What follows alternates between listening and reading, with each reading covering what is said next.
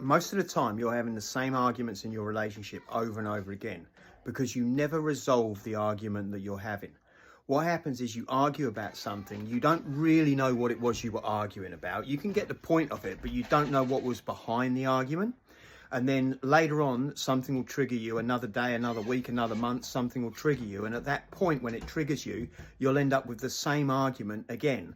And so imagine if you had the capacity to resolve and understand the initial point of the argument, so that when you have that understanding, that initial point of the argument stops coming up ever again, because you can go, okay, this was what made me want to argue at that point. So you get stuck in the argument in a relationship, is typical. And then after you have the argument, you calm down, you apologize, you get back together, whatever it might be after the argument. But you never resolve the initial point of the argument for you, the founding point of the argument. And because you never resolve that founding point of your arguments, if you think about it in your relationship, you're arguing about the same things repetitively.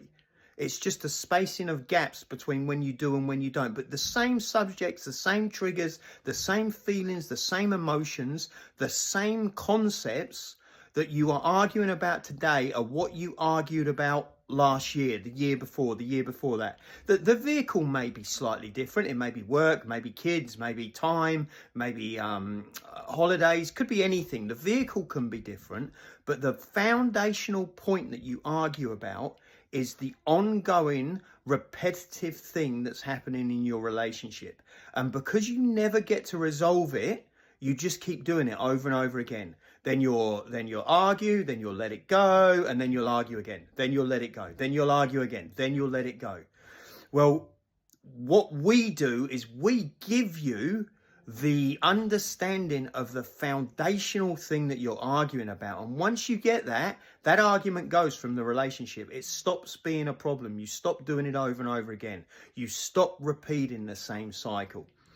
And that's what I invite you to do, is to look in your relationship when you have an argument, and don't get carried away on the surface level point of the argument, what you argued about. Look underneath at yourself and ask yourself, what is it that I'm arguing about there? What is it that's really that I can't be with? Because when you argue, it's something you can't be with.